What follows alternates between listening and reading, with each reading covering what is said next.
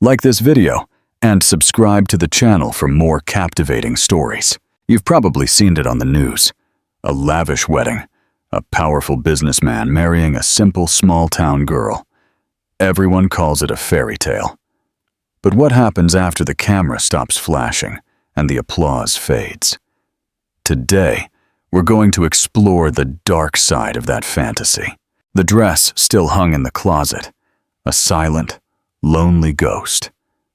It was the only thing in there she had chosen for herself. The rest, designer shoes she never wore, uncomfortable jewelry, and gowns that felt more like extravagant costumes, were gifts from her husband, Arthur. They always came with a calculated smile and a cutting remark like, "This way, you'll look the part." For 2 years, Allison smiled on the outside. But inside, she wondered when her love story had turned into a silent prison. Arthur Grant was a revered name, a young real estate billionaire, son of a powerful dynasty. When he fell for Allison, a humble art curator from a quiet coastal town, everyone called it a modern-day fairy tale. And for a while, it was. He showered her with exotic flowers, flew her to Paris on a whim, and recited poetry like a true artist. But the poetry had run dry. All that remained was a proud, cynical man, growing more and more distant. Allison, however, remained the same. She preferred a simple latte to champagne and loved laughing loudly while watching old movies. She didn't want a castle. She wanted affection. She didn't want galas. She wanted lazy evenings holding hands on the couch. But Arthur began to treat these desires as a weakness. "You need to act like a Grant," he would say, and the phrase echoed in her mind like a cruel reminder. He didn't love Allison. He loved the image of her he could show the world. The argument started small. "Those shoes don't match your dress." "That friend of yours isn't a good influence." "Avoid talking about your humble past." Allison swallowed her pride. She had always believed love required patience, but she was losing herself, piece by piece, trying to fit into his world. One night, after a formal event, Allison looked at their reflection in the mirror. She was in a tight gold gown, her face painted like a movie star. He was holding a glass of scotch, laughing at a joke on his phone. Looking at that image, Allison felt a pang of longing for her old self. The girl who dreamed of a small cottage with kids running in the yard. The girl who wanted to be loved for who she was, not what she represented. The next day, an invitation arrived for the annual Grant Foundation Ball, an event where every camera would be on them. Allison hesitated, but Arthur insisted. "Appearances matter," he said. "A perfect wife knows her role." And it was there, under crystal chandeliers and the gaze of high society, that everything truly began to fall apart. After an innocent joke from Allison, Arthur laughed loudly, turning to the guests and saying, "Allison is charming, but she wasn't born for this world, was she? She still believes simplicity is a virtue." Nervous laughter echoed around the room, but her silence was deafening. Allison smiled. On the outside, inside, something broke. Irrevocably. Later, in that same ballroom, a woman whispered to her, "You deserve more than being an empty man's ornament." Allison didn't respond, but those words followed her all the way home, an echo of a truth she had avoided for too long. That night, for the first time, Allison slept in the guest room. Not out of pride, but because her heart, in that moment, no longer knew how to share space with his. Do you think Allison made the right choice by leaving? Comment your opinion below. The ballroom of the Grant Hotel was impeccable. Velvet curtains, Italian silverware, and flowers chosen by a French decorator. It was the night of the Entrepreneur of the Year award, and Arthur was set to receive his 10th consecutive trophy. All eyes would be on him, and as a consequence, on Allison. She wore a discreet navy blue dress, one she had chosen herself. She had rejected Arthur's stylist's options. She wanted something that was hers, something that reflected the woman who was still fighting to survive inside the trophy wife's image. When she came down the stairs, Arthur glanced at her, raised an eyebrow, and said, "You're going to wear that?" She simply nodded, not wanting a fight. Not tonight. During the event, Allison maintained her composure. She smiled politely, chatted with guests, and avoided wine to keep her mind clear. Arthur, on the other hand, was euphoric. With every compliment, his vanity grew. He made sure to tell business stories, always positioning himself as the hero, the visionary, the genius, the man who turned everything to gold. It was during his acceptance speech that everything shattered. Arthur stepped onto the stage, made a few light jokes, and thanked his team. Then he looked at Allison. "And of course," he said with a sarcastic smile, "I can't forget to thank my simple, naive wife, who, despite not understanding anything about the world we live in, insists on accompanying me. She still believes success comes from kindness and that money grows on trees. Maybe one day she'll wake up." The room went silent for a moment. Uncomfortable laughter rippled through the guests. Allison froze. Her water glass trembled in her hand. She wanted to stand up, to protest, to leave. But she stayed.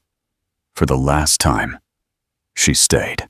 Minutes later, at the cocktail party, a high society woman approached her and said condescendingly, "Don't take it the wrong way, dear. Men like that talk too much when they're at the top. You just have to learn to smile and hold your ground. It's the price of living in this world."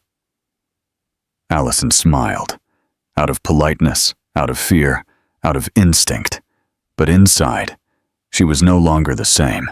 In the car on the way home, the silence was thick. Arthur was on his phone, laughing at memes and talking about a new deal with Japanese investors. He didn't ask how she was. He didn't notice her trembling hands or her wet eyes. When they arrived, he got out first, entering the house without a single glance back. Allison stayed in the car for several minutes. The driver had already left. She looked at the mansion's lights, the imposing gate, the meticulously manicured garden. It was all beautiful, luxurious, but also empty, cold and cruel. That night, Allison entered the house like a guest. She went to her closet, took a small suitcase, and packed a few things. She didn't cry. She didn't hesitate. She just acted. Deep down, she knew. When love is publicly humiliated, the heart stops asking for silent forgiveness. The early morning was still, save for the soft sound of the wind rustling the curtains. Allison finished zipping her small suitcase, her fingers trembling, but her heart firm. She wasn't crying. Not this time. Her eyes were dry, determined. There was a sense of finality in the air. A page turned. For so long, she had believed she could fix what was between her and Arthur, that with love and patience, he would see her again. But now she knew. No one changes for someone they don't respect. She left a note on the bed. Just one sentence. "I'd rather be poor in peace than rich and invisible." She walked down the stairs as if on glass. The mansion was in shadow. Passing the living room, her eyes stopped on the large wedding photo hanging above the fireplace. Allison was smiling in the picture, wearing her veil and crown, with a sparkle in her eyes that no longer existed. Arthur next to her looked happy, or maybe just satisfied to have put his name on someone like her. She looked away. The photo now seemed more like a portrait of a well-told lie. In the garage, she got into the car she had always preferred, a simple sedan, the one Arthur had called an embarrassment to our status. But that was the one she wanted. It was the one where she felt free, even if only for a few minutes between one engagement and the next. Before she left, she took one last look at the house. The lights were off, the grandeur cold, the windows closed. It was like looking at a hollow castle, beautiful, but soulless. The road seemed endless. Allison drove aimlessly, guided only by the desire to get away. With every mile, she felt the weight of the past growing lighter. Painful memories began to mix with a strange sense of relief. For the first time in years, she was breathing without fear of making a mistake, without fear of being belittled, without fear of just being her. At dawn, she stopped at a small diner on the side of the road. She ordered coffee and a piece of sweet bread. The waitress, a kind-eyed woman, looked at her and said, "Looks like you didn't sleep much, but your soul has woken up." Allison smiled, the first genuine smile in a long time. With the sun rising in the background, she looked at the sky and thought of her mother, who had passed away years ago. She remembered the simple advice she used to give her. "My dear, never accept less than you deserve, not even from someone who says they love you." Those words now sounded like a whisper directly from heaven. Hours later, she arrived in a small town called Silver Creek. The name felt like a sign.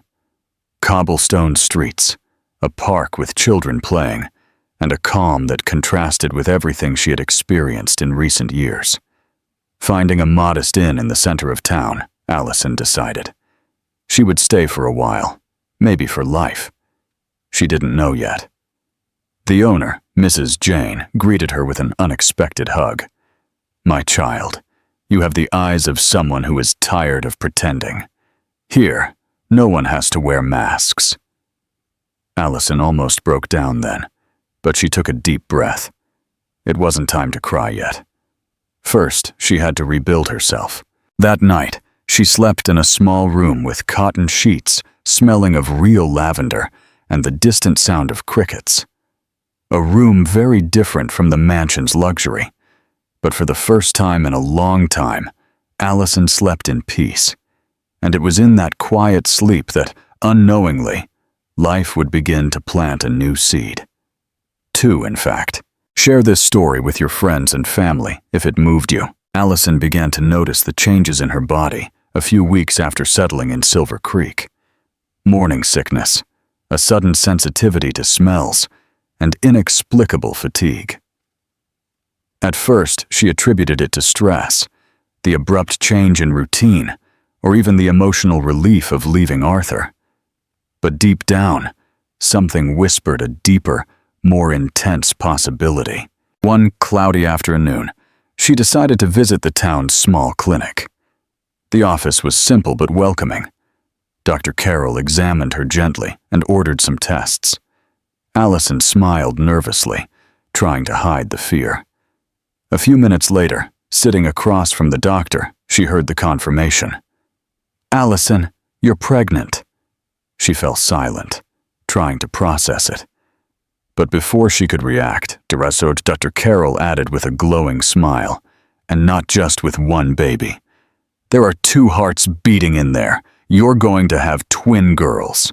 Tears came like a storm. Allison didn't know whether to laugh or cry. They were tears of surprise, fear, and gratitude, all at once. She placed her hands on her still flat belly, as if trying to feel the 2 lives growing silently inside her. It wasn't just a new stage. It was a new purpose, a rebirth from within. On her way back to the inn, Allison walked slowly, as if time had slowed down so she could absorb the magnitude of the news. The doctor's words echoed in her mind. 2 hearts. For the first time since she left Arthur, she felt full, complete. She was no longer alone. She never would be again. That night, sitting on the terrace with a cup of chamomile tea, Allison wrote in her journal, "Today I discovered that life gave me a second chance, not to relive the past, but to shape a lighter, truer future. I'm going to take care of them with everything I am, and I'm going to love them enough for myself and for the one who couldn't." The idea of telling Arthur didn't even cross her mind. How could she entrust the innocence of two girls to a man who treated love like a trophy? She knew what he was capable of. Not physical cruelty, but that other kind, silent and devastating. Contempt. She wouldn't let her daughters grow up in an environment where they had to prove their worth. In the following months, Allison found a job as a substitute teacher at the local school. She taught compassion, and the children adored her. Her belly began to grow, and with it, the affection of the entire town. Mrs. Jane cared for her like a mother, and the students protected her as if they were the baby's older siblings. Silver Creek wasn't just a refuge, it was becoming a home. With every ultrasound, the emotion renewed. Seeing the tiny hearts beating, the profiles forming, the little hands moving. It all made Allison cry at night, not from sadness, but from a love that didn't demand, didn't hurt, didn't diminish.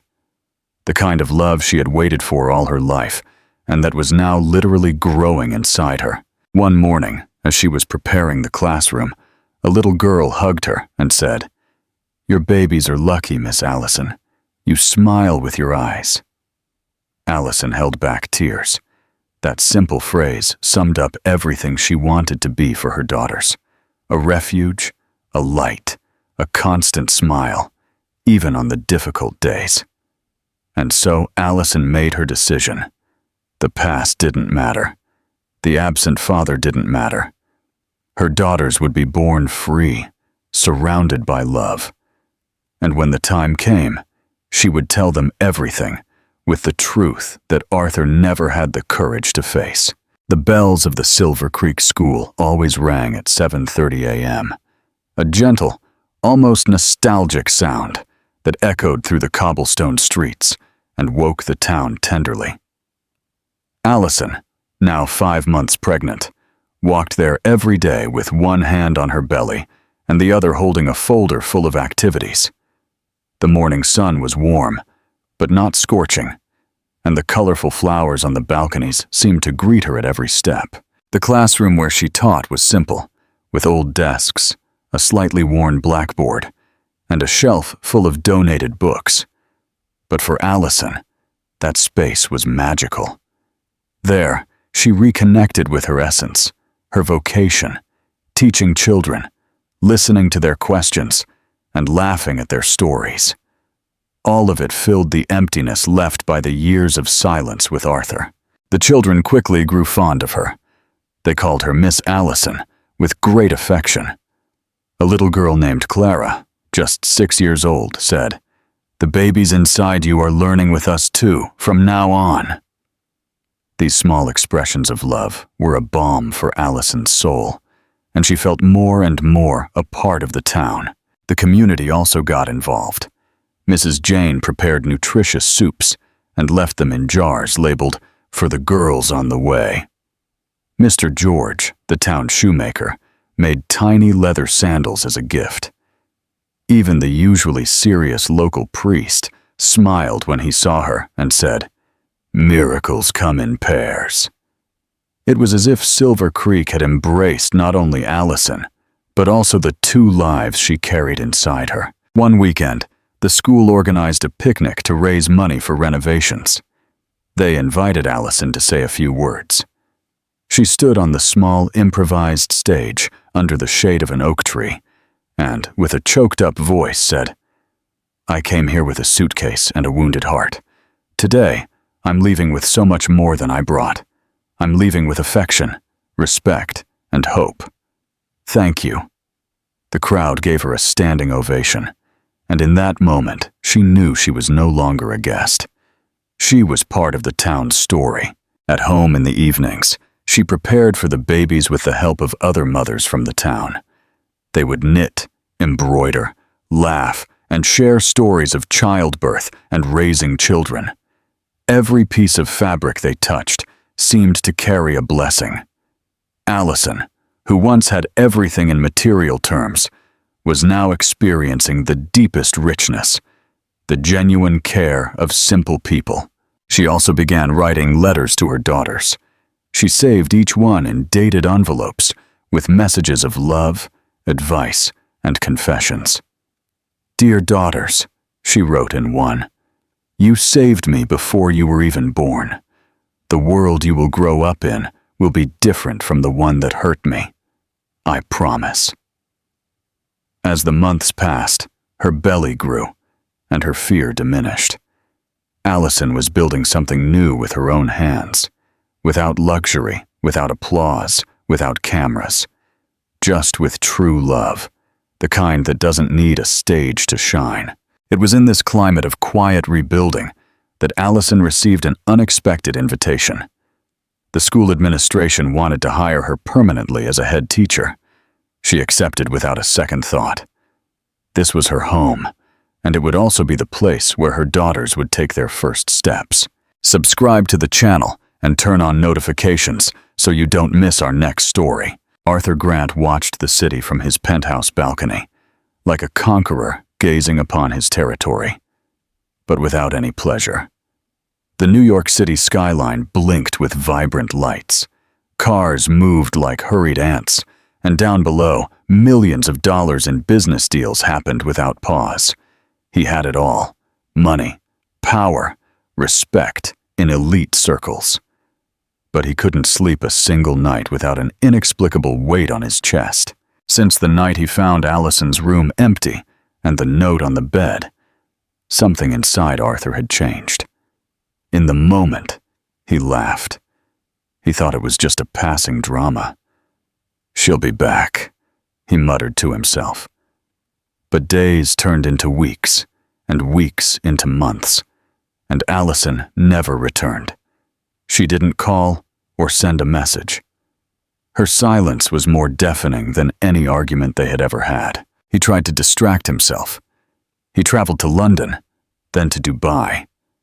He bought another hotel, appeared on magazine covers, but it all felt fake. Women approached him with calculated smiles. None had Allison's sweet but firm gaze. None laughed with a sound like a child's song. None questioned his arrogance with the silent courage only she possessed. The apartment was more luxurious than ever, but also colder. The expensive furniture, the signed paintings, the rare wines, everything felt like a stage. Arthur slowly began to wonder, when did I lose the taste for victory? He had won on every front, except the only one that truly mattered. True love, which he was only now beginning to understand. One night, alone in his study, Arthur opened a box of memories Allison had kept hidden. Among letters, books, and small forgotten objects, he found a photograph of the two of them taken on their first trip together, when they were just a couple in love, far from the spotlight. She was laughing, holding a daisy, with her bare feet in the sand. He was smiling too, his face relaxed, something that was no longer common. It was like looking at a version of himself that no longer existed. The employees at the company noticed the change. Arthur was quieter, more irritable, less involved. During an important meeting, an investor commented, "Mr. Grant isn't the same. He seems tired of winning." Arthur pretended not to hear, but the phrase echoed in his head for days. On his 40th birthday, Arthur threw a huge party. Distinguished guests, live music, an international banquet. But in the middle of a toast, surrounded by applause and raised glasses, he realized no one there truly knew him. They all admired him, but none loved him. And the only hug he wanted that night, Allison's, was miles away. After the party, he went into his room and, for the first time in years, cried. Not from wounded pride, but from regret. For having disdained the person who loved him most. For having traded presence for appearance. For having let go of love, believing it would come back on its own. Deep down, he still didn't know the exact reason for the emptiness that grew inside him like a black hole. But something instinctive, visceral, told him that Allison had taken more than just her absence with her. Something he didn't know about yet, but that would change everything. 5 years had passed. The world kept turning. Businesses were thriving, and Arthur Grant maintained his impeccable routine. Tailored suits, bitter coffee, timed meetings. But inside, time seemed to have frozen since the night Allison left. He had become more methodical, more impersonal, more hollow. His assistants called him Mr. Grant, never Arthur. It was as if everyone had gotten used to the man he had become, except for himself. One Saturday morning, with no rush, Arthur picked up his tablet to review reports and check the progress of a new advertising campaign. By chance, he clicked on a note from a small website about school communities in rural areas. A thumbnail image made him stop. He zoomed in, and his heart skipped a beat for a few seconds. It was a photo of a smiling teacher surrounded by children. The text read, "Silver Creek School receives book donation for new children's reading project." Arthur didn't read a single word of the article. His eyes were glued to the woman in the image, light brown hair tied in a simple bun, a gentle smile. And that look he knew better than his own reflection. Allison.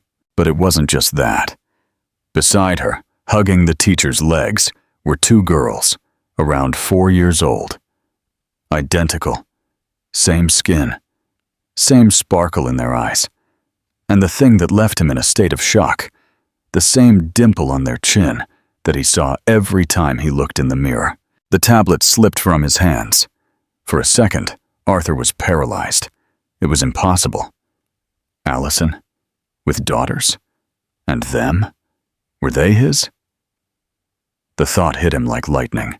He never knew about the pregnancy. He couldn't have even imagined it.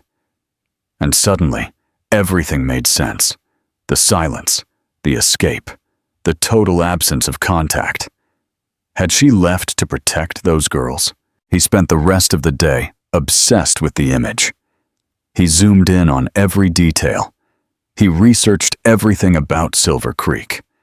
He called his assistant and asked him to locate the school immediately. When the man asked why, Arthur simply replied, "It's a personal and urgent matter." He didn't sleep that night. He stared at the ceiling, remembering his last days with Allison. The arguments, the emotional distance, the coldness. Everything seemed even crueler now, knowing what she was carrying inside her when she left. 2 lives, 2 hearts that had half of him, even though he didn't know it.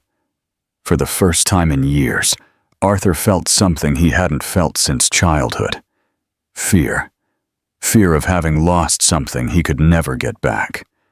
Fear that those girls would never know who he was. Fear that it was too late to mend the past. But along with the fear, a desire as deep as the pain was born. He needed to see them, even from a distance, even just once. He needed to look into the eyes of the daughters he never knew. And maybe, in that gaze, he would find the chance for redemption that life seemed to be offering him. Even if it was late. Arthur's black car drove through the roads of Silver Creek like a sleek shadow in the midst of rural simplicity. Dust rose in its wake, and the town's silence seemed to whisper ancient secrets. He didn't tell anyone, not his lawyers or his assistants. He didn't want to arrive as the businessman or the arrogant tycoon. He wanted to arrive as Arthur, or at least try to find what was left of that name, Mum. Crossing the small central square, with its leafy trees and worn wooden benches, his heart raced. Children were playing with a ball, women were chatting on porches, and a bell rang softly in the distance. Everything was different from the world he knew. Less grand, yes, but more human, truer. And there, in that serene setting, Arthur saw the scene that would change his life. In the distance, in front of a simple school, Allison walked out holding two girls' hands. They had loose brown hair, colorful dresses, and wide smiles. They were skipping around their mother, enthusiastically telling her something. Allison was smiling. It was a smile he hadn't seen in years, one he knew deep down he had helped to erase. Seeing her there, complete, maternal, surrounded by light and laughter, something inside him broke. For the first time, he saw not only what he had lost, but what he never knew he had. Arthur stayed in the car, stopped, watching from afar. He couldn't breathe normally. It was like seeing a distorted reflection of the future that could have been, a future that Allison had built without him. And now everything seemed so distant, so unattainable that it hurt. Later, he gathered his courage and asked about her at the school, introducing himself only as a friend from a long time ago. A staff member offered to let Allison know. Arthur waited in the school garden, his heart pounding, his hands sweating. But after 10 minutes, the same woman returned with her gaze lowered and an uncomfortable expression. "Miss Allison asked me to say she doesn't wish to see you." The rejection hit him like a sharp blow. He tried to insist, but the woman was firm. "She was very clear, sir, and asked that you not return." Arthur nodded in silence, swallowing the pain like a slow-acting poison. He couldn't blame her, not after everything, but that didn't stop the wound from burning. In the following days, Arthur rented a simple room in a local inn and began to move discreetly through Silver Creek. He didn't want to intrude, but he needed to understand. He spent hours sitting in cafes, pretending to read the newspaper, but with his eyes fixed on the school. He watched Allison teaching, laughing with students, and caring for her daughters after school. He was fascinated by them. Isabella was more serious, curious, and observant. Luna was more impulsive, always laughing, always running. He recognized his own traits in each of them. How could he deny it? At night, he wrote letters he never delivered. "Allison, forgive me for not being the man you needed. Oh, if only you had known. If only you had told me." But he always ended up tearing the paper, feeling that no words were enough. Nothing he could say would erase what he did, or what he failed to do. One of those days, while walking through the local fair, he passed Luna. The girl was running. She tripped and fell, scraping her knee. Arthur, without thinking, ran to her. He helped her up and cleaned the wound with a pocket handkerchief. "Thank you, sir," she said, her eyes full of tears.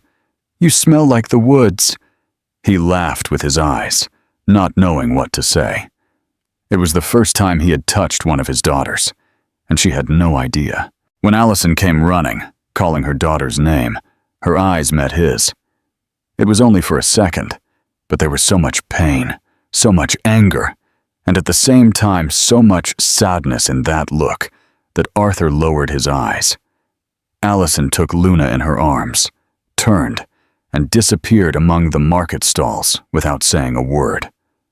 Arthur knew that knocking on Allison's door again would only make her close her heart even more. After the encounter at the fair, he spent days in silence, watching the school from a distance, trying to find a way to get closer to his daughters.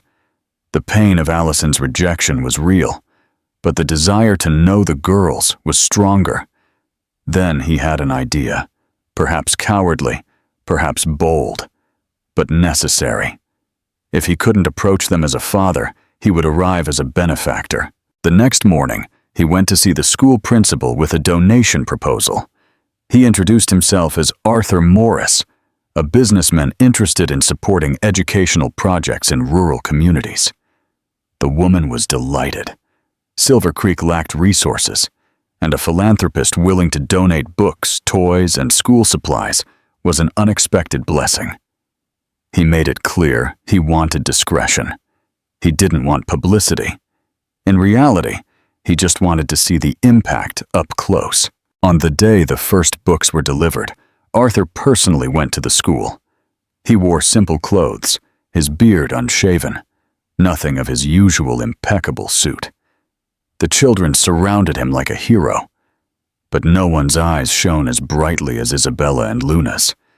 The twins looked at him with curiosity, and in seconds they were pulling him by the hand, showing him their drawings, and asking if he knew how to tell stories. "You're like a magical man," Luna said, with a sideways smile.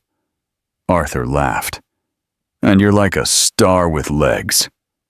Isabella, more reserved, watched him in silence, but her eyes didn't hide their enchantment. Arthur recognized in that gaze a reflection of his own.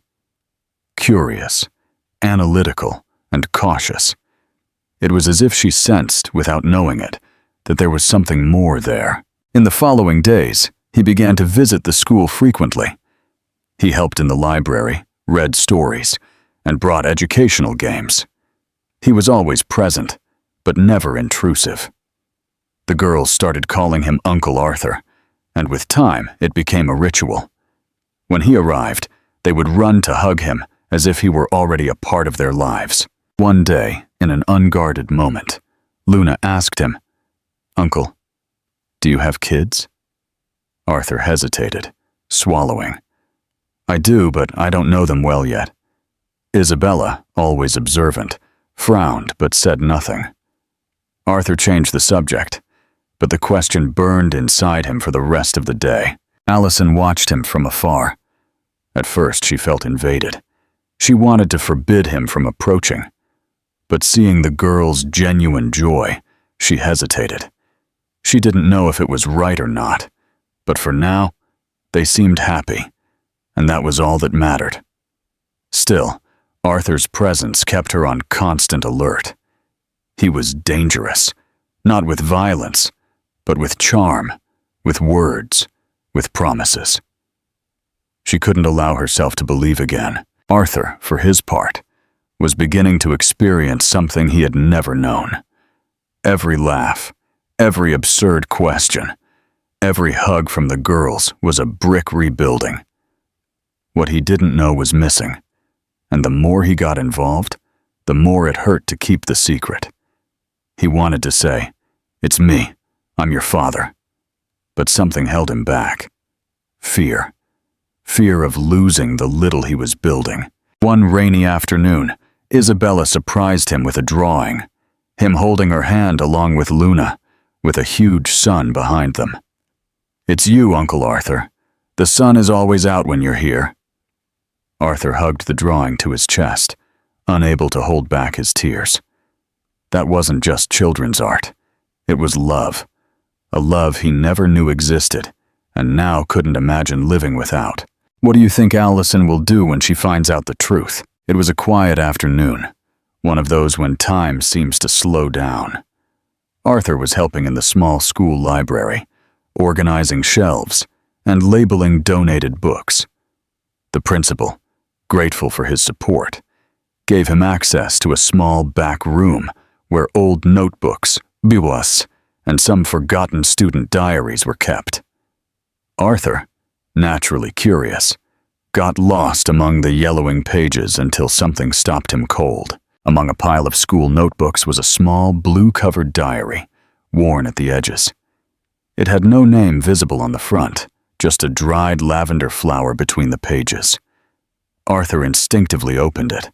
On the first page, he recognized Allison's handwriting, small, firm, and slanted, exactly like her. His heart raced. It was her journal, written during her first months in Silver Creek. He hesitated. He knew he shouldn't read it, but something pushed him to continue, and with every line he read, he felt a dagger piercing his soul. Allison wrote like someone screaming in silence.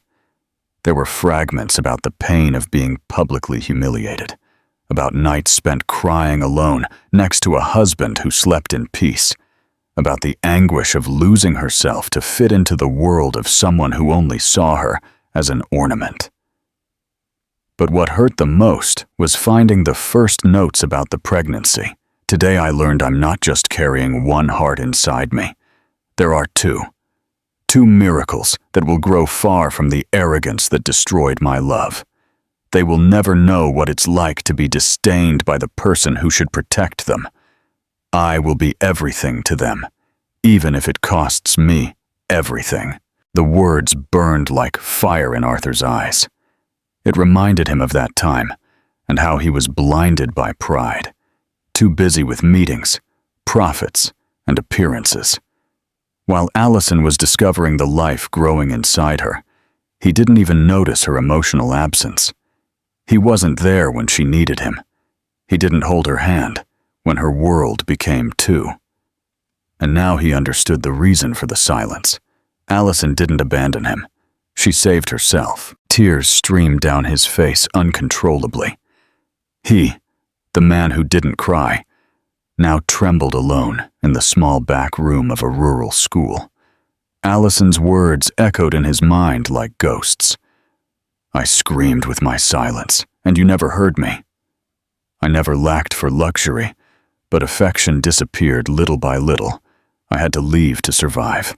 Closing the diary carefully, as if touching a sacred treasure, Arthur leaned his head against the wall and took a deep breath. For the first time, he admitted to himself that he was the villain of his own story. He lost the purest love by not knowing how to nurture it, and now he was trying to reap a harvest where he had only sown silence. That night, in his rented room, Arthur wrote one more letter, this time to Allison. But he didn't make excuses or promises. He only wrote, I read your pain, and as much as I want to turn back time, I can only ask for a chance to be now what I never was before. For them, for you, or for myself. He put the letter away, knowing it wasn't the right time to give it to her.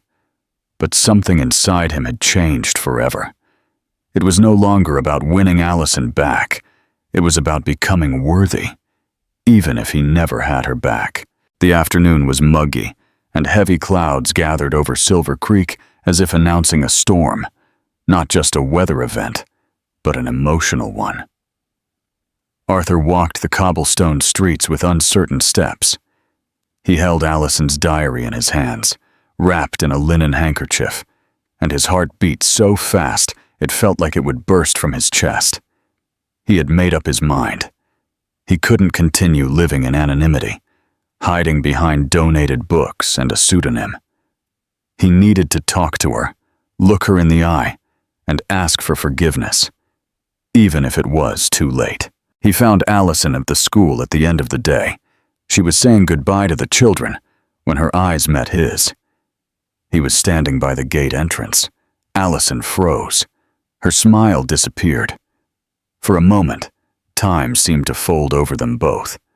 5 years of silence had passed between them, and in that moment, no sound was strong enough to break the tension. She walked towards him with her arms crossed and a stern expression. Arthur, different from the man she had known, seemed smaller. There was a vulnerability in his eyes that had once been overflowing with arrogance. You shouldn't be here, was all Allison said. Her voice wasn't aggressive, but was loaded with the weight of someone who had rebuilt herself from the ashes. I know, he replied, his voice breaking. But I needed to see you. I needed to ask you to listen to me, just once. She took a deep breath, holding her posture. You had years to listen to me, Arthur, but you only listened to yourself. Now what? You want redemption? The word came out like poison, and like the truth. He held out the diary. I found this. It wasn't intentional, but after reading it, I understood. Allison looked at the notebook, recognized it immediately, and for a second her eyes wavered, but she quickly regained control. You understand now? Now that they've learned to walk, to talk, to live without knowing who you are? I lost everything, Allison, he said, his eyes welling with tears. Not just you. I lost the best part of me, myself. I didn't know you were pregnant. If I had known, she interrupted him firmly. You didn't know because you never asked. You never really looked at me. I was screaming with my silence, Arthur, and you were only listening to the sound of your own applause." With every word from her, he shrank, and at the same time, he felt the true weight of the decisions he had made, and those he never dared to make. "I didn't come to ask you to take me back. I know I don't deserve it. But let me be a part of their lives, even if it's as a friend, as a presence, as a familiar face. I'm not going to force anything. I just want to be better for them." Allison looked into his eyes for long seconds. Inside her, there was so much pain, but there was also truth. Arthur was no longer the same man she had left. Still, the wounds he had left on her soul wouldn't heal with words. "I don't know," she finally replied. "I don't know if I can trust you for even a second with my daughter's hearts." He nodded. "I accept that. But I'll be here. Until one day maybe they choose to trust. And who knows? Maybe you will too." Without saying anything more, Allison took the diary back and walked into the school. Arthur stayed there, standing, feeling the weight of the light rain that had begun to fall, and the weight of a guilt that wouldn't be erased with apologies, but maybe with time and actions. Time passed differently in Silver Creek after that reunion. Allison kept her distance, but she didn't forbid Arthur's visits to the school. He continued to go discreetly, helping in the library, participating in children's activities, and reading stories.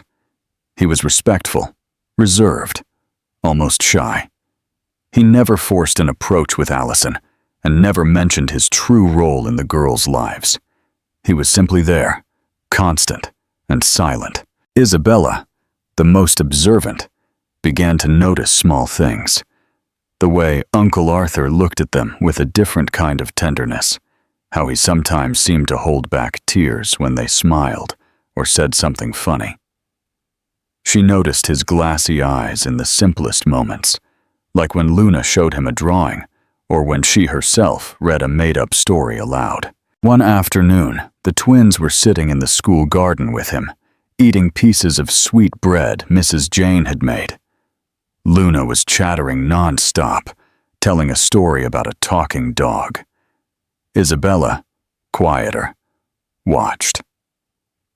Arthur laughed, but suddenly fell silent, looking at them as if time had stopped.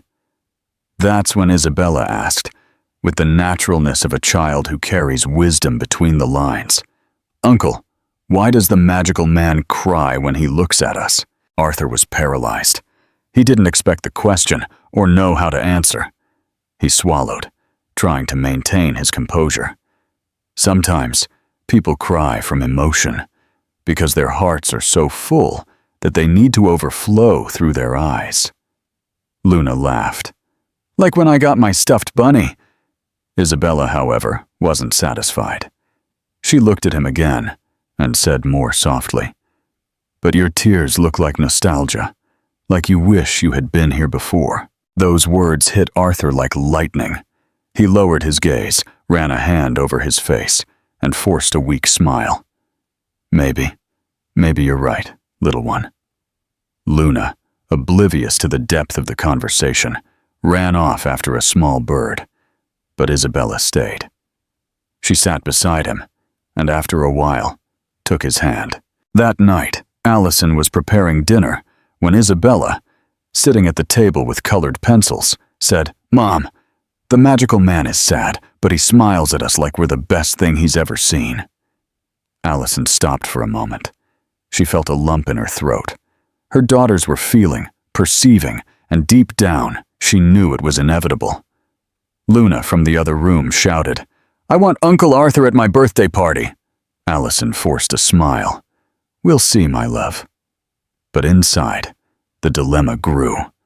As much as she wanted to protect her daughters, she was beginning to understand that the bond growing between them and Arthur wasn't forced.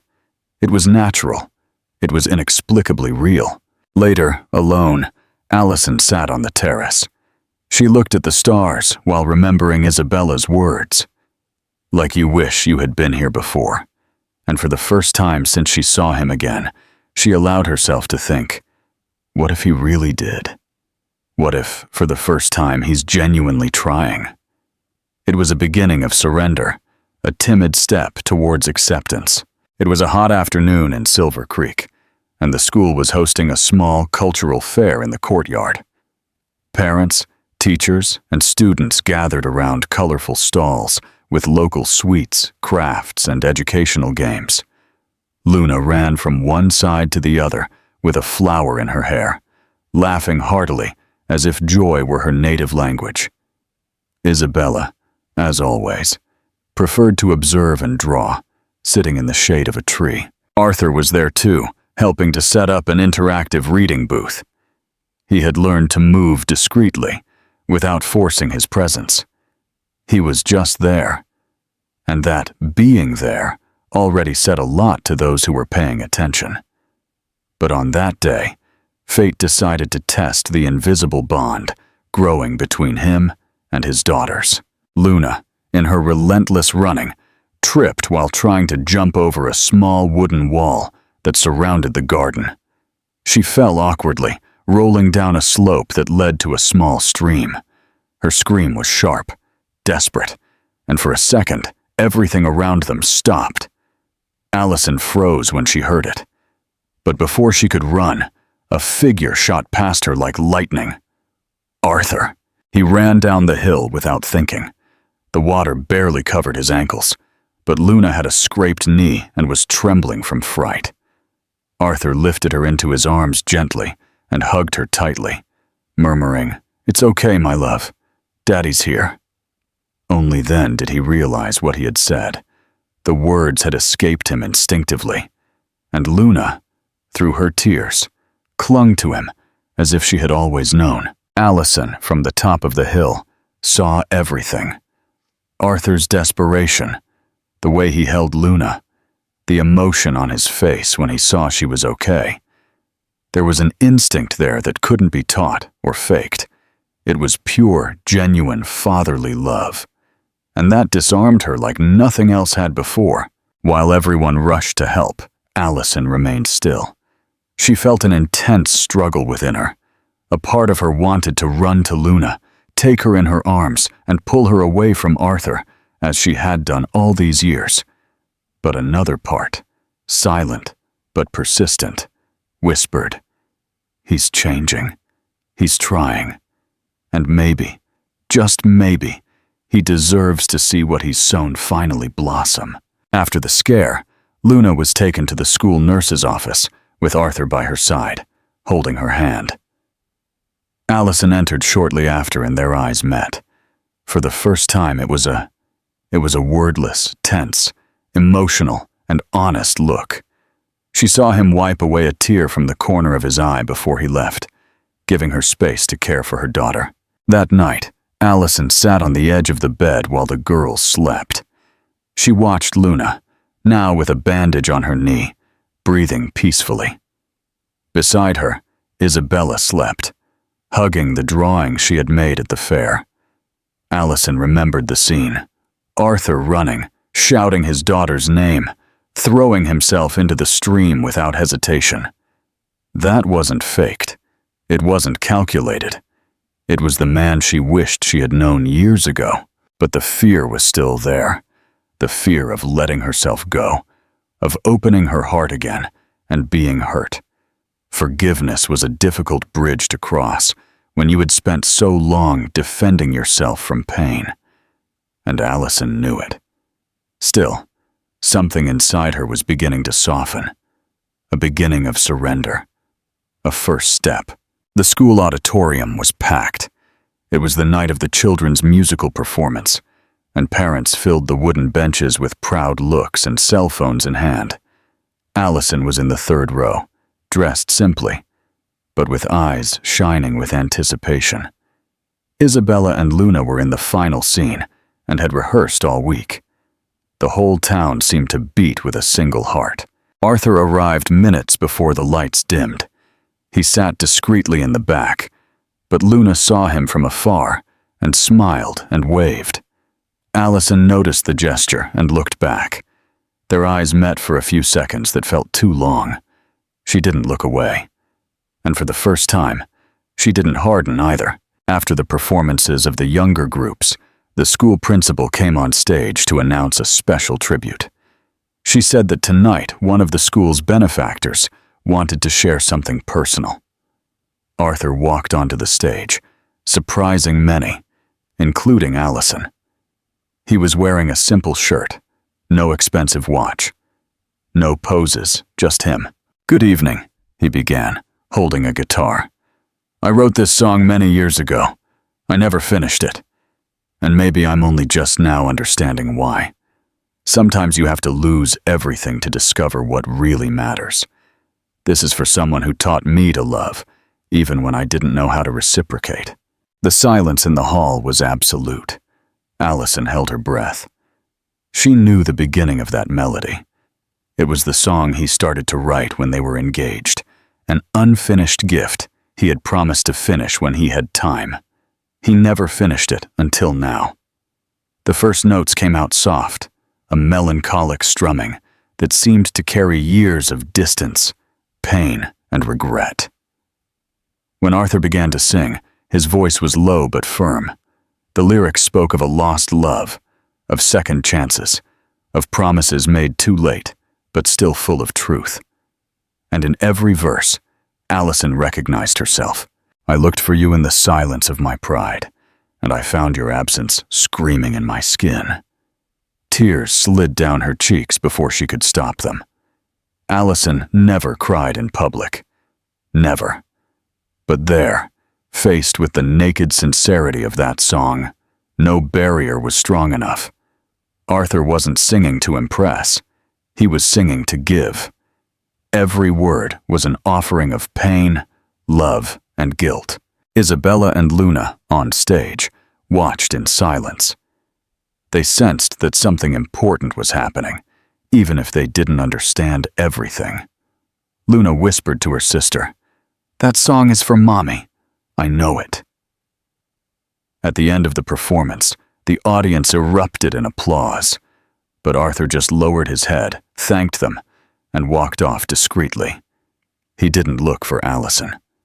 He knew he didn't need to say anything else that night. The song had spoken for him. Later, at home, Allison sat on the terrace. Arthur's guitar still resonated in her mind. That melody had been written for her, but now it was also for her daughters, for the memories they never had together, and maybe for a future that was still possible. For the first time, the past didn't hurt so much. It sounded like a note that had finally found harmony. The days following the performance were a mix of emotion and confusion for Allison. Arthur's song had touched a very deep place, a corner of her heart she thought she had buried under resentment and broken promises. She couldn't stop hearing it in her mind. At night, when everything was quiet, the note still resonated like a soft but firm whisper, saying, "He has changed." She withdrew. She avoided running into Arthur at school. She asked other teachers to receive the books he brought and spent more time at home, distracted by tasks she used to do automatically. But her soul was restless. His face, the emotion in his eyes when he sang, his instinctive gesture with Luna during the accident, all of it destabilized her.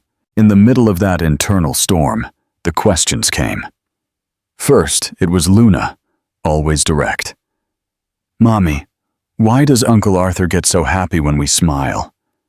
Allison hesitated, smiled, and changed the subject.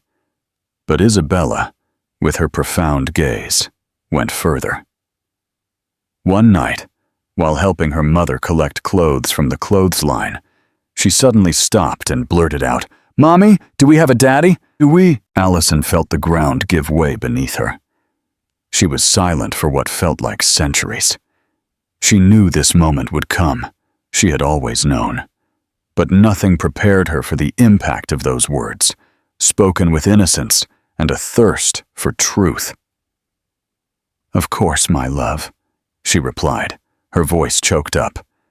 "Everyone has a daddy. It's just that not all of them are close by." Isabella, serene, nodded. "But ours is close, right?" She pointed to a drawing she had made earlier, with Arthur holding her hand and Luna's. Allison didn't respond. She hugged her daughter tightly, as if love could protect her from the truths she still didn't dare to speak. In the solitude of her room later, Allison cried. She cried from anger, from nostalgia, from doubt. Arthur had been her wound, and now he was presenting himself as someone willing to heal it. But what if it was too late? What if the scar, even if healed, never stopped hurting? She thought of running away again, going to another city, starting over. But then she remembered the girls running towards Arthur, their eyes lighting up at his presence, the questions that would never stop coming. And she understood. Maybe what the girls were looking for wasn't a hero or a provider. It was an answer, a name, a missing link, even if they didn't know why. The next day, Allison took a piece of paper and wrote 2 words. He tried. She folded it and put it in her pocket. She didn't know what she would do with it, but it was a beginning, a timid step towards acceptance. Not of the past, but of the possibility of a future with truths finally spoken. The cold arrived softly in Silver Creek, painting the mornings with fog and wrapping the houses in a cozy silence. Arthur still walked the stone streets, but now with a different step. Less hurried, less calculated. He had decided to stay, not as a visiting tycoon, but as a common man. For the first time in his life, he wanted to understand the world without the filter of power. He rented a small house near the school, with a white facade and a terracotta tile roof. It was modest but functional. It had 2 bedrooms, a wood stove, and a hammock on the porch. And it was the first time Arthur had made his own breakfast, washed his own clothes, and changed burnt-out light bulbs. Simple things that made him feel something he hadn't experienced in years, real autonomy, real freedom. Little by little, he began to integrate. He helped at the local church with anonymous donations. He offered rides to elderly people who needed to go to the health center, and on weekends, he volunteered to teach basic math to at-risk youth. No one treated him as Mr. Grant. He was simply Arthur. And curiously, that comforted him. He learned the names of the market vendors. He started buying fresh bread every morning from Mrs. Irma, who called him my elegant boy. And he even earned the respect of grumpy old George, the shoemaker, after helping him repair his broken shop window. Arthur laughed more. He slept better. And most importantly, he listened more. The world stopped revolving around his interests. And for the first time, he heard stories that had nothing to do with profits or ambition, but simply with life. The school remained his refuge. Whenever he could, he would attend reading classes, sit beside the girls during story circles, and help carry boxes of books. The children adored him, and the teachers already saw him as part of the team. He, who once thought donating money was enough, now donated time, attention, and presence. Allison watched him from afar. She didn't approach, but she saw everything.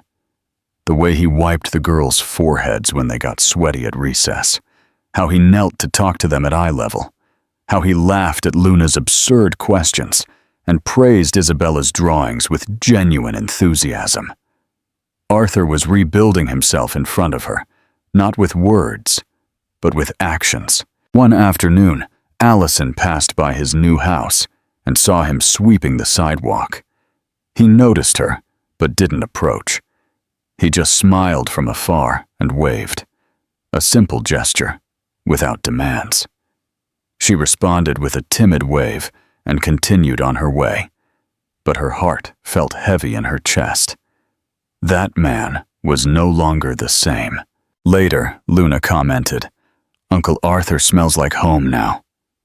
Isabella added thoughtfully, "And he speaks more slowly than before, like someone who's listening to himself inside."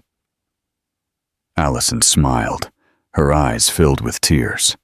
Her daughters were seeing what she herself didn't want to admit. Arthur was truly changing. In the solitude of his living room, Arthur opened a new notebook. He wrote at the top, "Life without masks," and began to write down what he had learned in recent days. They weren't goals or business plans. They were reflections, gratitude, and full silences. And the name Allison appeared between the lines, not as an obsession, but as a direction, a light. What will happen next in their story? Christmas was approaching, and Silver Creek was beginning to sparkle with the small colored lights that adorned the houses and squares. The children rehearsed carols at school, the women prepared homemade cookies, and a soft, cold breeze made everyone seek warmth in the details. It was the kind of Christmas that couldn't be bought with money. It was woven with affection, sharing, and small miracles. Arthur spent more time in silence, watching Allison from afar, respecting her space. He knew that love wouldn't return with promises or pleas. It had to be rebuilt slowly, with patience, like a tree growing in wounded soil. But he wanted to do something special, not to impress her, but to remind her who she was, who they had been, and who they could still be. Then he remembered an old conversation, lost in time, from when they were engaged. Allison had said, with dreamy eyes, "My greatest wish is to have a little wooden cottage with white curtains and flowers in the window. A small place, but full of soul." He had laughed then and told her he would build mansions. He hadn't listened to her heart.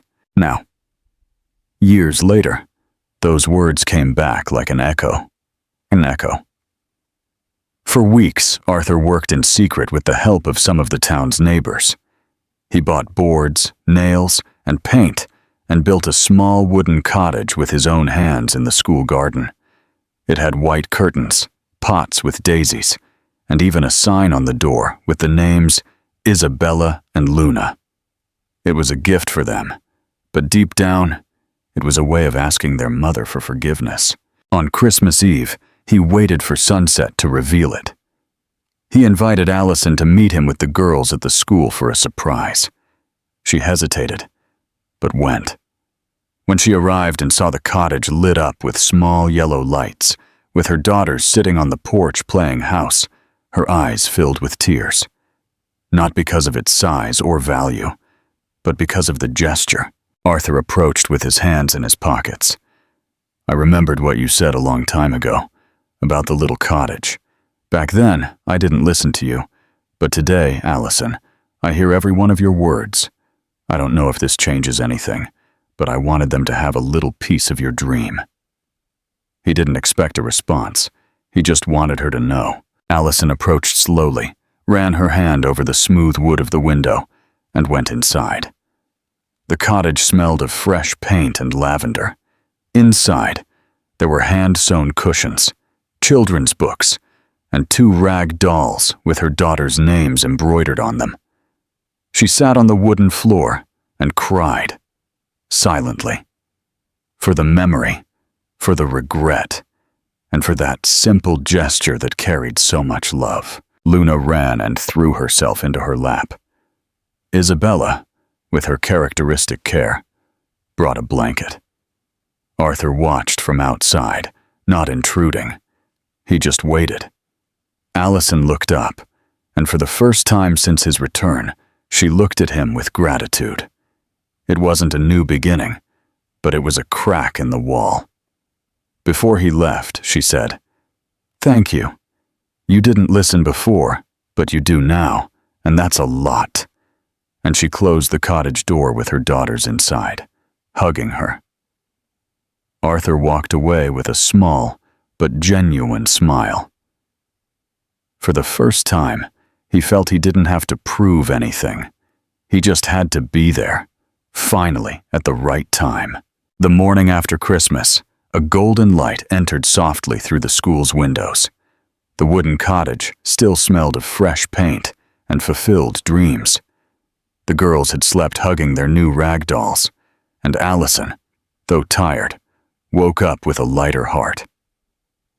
Arthur's gesture had touched something deep inside her, a corner of her soul that still believed in redemption. During breakfast, Isabella commented, "It would be great if Uncle Arthur had dinner with us sometime. He always eats alone." Luna added, "Yeah, Mom. Can we invite him? He made our little house with love." Allison smiled, hiding her emotion. In silence, she reflected. Forgiveness didn't have to be announced. It could start with a plate on the table, a gesture, an opportunity. That afternoon, while walking with the girls through the park, Allison saw Arthur talking with Mrs. Jane, helping her carry market bags. He looked calmer, lighter, as if he no longer carried the burden of having to prove anything, but just to live. When he saw her, he stopped, and before he could say anything, she spoke softly. "Come have dinner with us. Tonight." The phrase fell like a warm breeze after a harsh winter. Arthur was silent for a moment, trying to understand if he had heard correctly. She didn't explain or justify. She just kept walking with her daughters, and he, with a racing heart, slowly nodded. It was an invitation, but more than that, it was a step. That night, Allison prepared something simple, but full of affection. Chicken and vegetables, homemade bread, and lemonade. The girls helped set the table with folded napkins and lit candles. Arthur arrived punctually with a bouquet of daisies for Allison, her favorite flowers. She took them in silence and placed them in a vase on the table, wordlessly, but with a look that said, "I see your gesture." During dinner, the girls didn't stop talking. They told stories about school, plans for the next play, and ideas for decorating the little wooden cottage. Arthur listened attentively, smiling and responding naturally. Allison, on the other side of the table, just watched. He wasn't trying to impress her. He didn't talk about himself. He was just present, whole, attentive, and sincere. After dinner, they sat on the porch.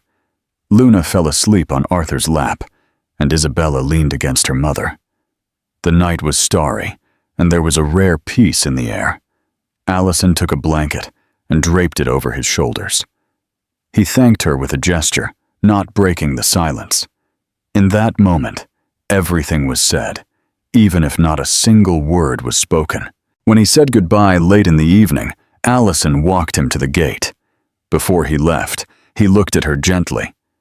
"Thank you for tonight." She smiled faintly. It was just dinner. But deep down, they both knew it had been much more.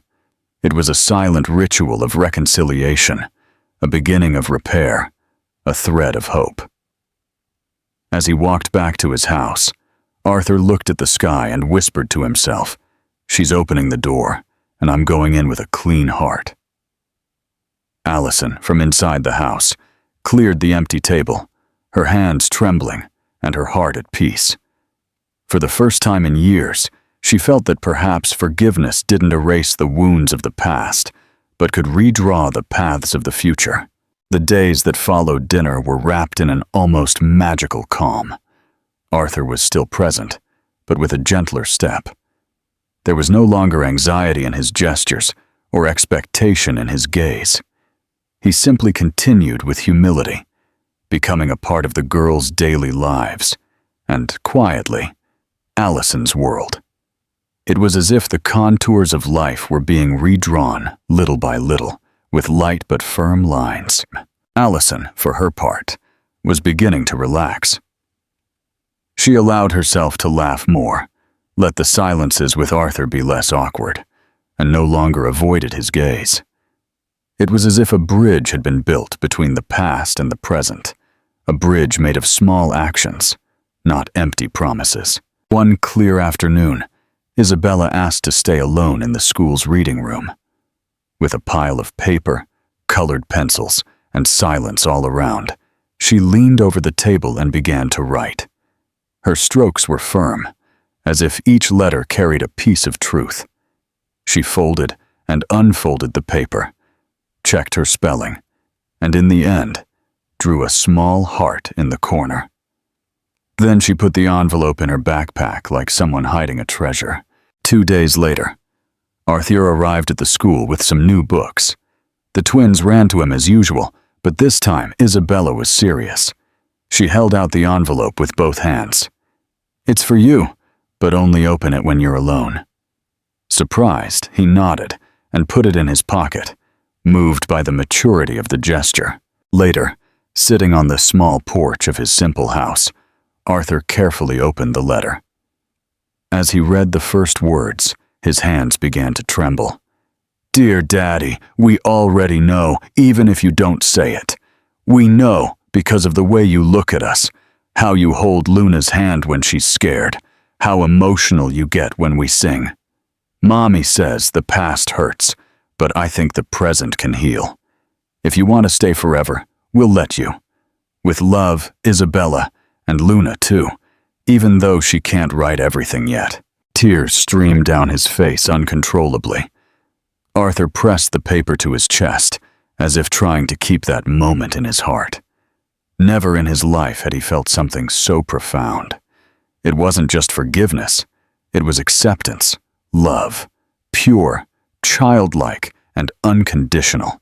That same night, he went to Allison's house. His hands were still trembling, but his steps were firm. She met him at the door with a curious look. Without a word, he handed her the note. Allison read it in silence. Her daughter's words touched her like a balm. When she finished, she looked up, her eyes already filled with tears. Arthur was standing in front of her, vulnerable and complete. She extended her hand, and he took it. A simple gesture, but loaded with everything that had been held back for years. It was there, in that silent instant, that love began to rebuild, not from where it stopped, but from a new, clean place where forgiveness, humility, and love could coexist. The past still existed, yes, but now there was something stronger, a present full of tenderness, and a future that, for the first time, was possible. The sky over Silver Creek dawned with soft clouds, the kind that announce a gentle rain, as if blessing the earth before a rebirth. The town, in its charming simplicity, vibrated with a secret known to all. That day, there would be a wedding, but not just any wedding. It was the wedding of a new beginning, of reconciliation, of love that survived pride and blossomed in humility. In a field full of flowers on the outskirts of the school, daisies and lavenders swayed in the breeze, Allison's favorite flowers. A simple wooden arch, decorated with lace and white ribbons, marked the improvised altar. There was no red carpet, no cameras. Only sincere smiles, aligned wooden chairs, and emotional hearts. Arthur arrived early in a white shirt and light pants, a serene smile on his lips. Beside him, Isabella carried the rings in a small box made of dried leaves, and Luna, with flowers in her hair, practiced dance steps. He looked at them with admiration, as if every gesture of the girls were a miracle. And in a way, it was. It was living proof that love can blossom even in the most arid of lands. Allison arrived shortly after, in a simple lace dress, her hair down with a delicate braid, and a sparkle in her eyes that hadn't been there for years. She walked through the field with firm but gentle steps. She was no longer the insecure young woman who had once married in a cold castle. Now she was a complete, free woman, her own person, choosing to love again, not out of need, but out of desire, out of truth. The vows were exchanged in the respectful silence of nature. Arthur, his voice choked with emotion, said, "I don't promise perfection, but I promise presence, today and always." Allison simply replied, "I promise never to forget who I am again." and to love you as the woman I am today, not the one I used to be." The simple, sincere words sealed the union, without grandiosity but with depth. When the rain began to fall softly, like a timid blessing, the girls ran through the field, laughing and jumping in puddles. Arthur, barefoot, ran after them, and soon the three were holding hands, twirling among the wet flowers. Allison watched the scene, her eyes filled with tears, not of sadness, but of fullness. It was as if all the suffering had finally found a purpose. She approached slowly, her feet touching the wet grass, her light dress waving in the wind. Arthur extended his hand, and she took it with a smile. The girls joined them, hugging them from behind. For a moment, the four of them stayed there, united, enveloped by the breeze, the rain, and the certainty that they had arrived at the place where they belonged. Allison rested her head on Arthur's shoulder and whispered, as if talking to herself but knowing he would hear, "Now, we are a family." He didn't answer. He just held her tighter, because in that instant, no words were enough to translate everything they were living. The rain continued, the girls' laughter mixed with the sound of the wind, and the flowery field seemed to breathe with them. It wasn't the end of the story. It was just the beginning of a new chapter, written not with ink, but with love, forgiveness, and hope. Comment your opinion on this incredible story. If you liked it, share it, and subscribe to the channel to support our work.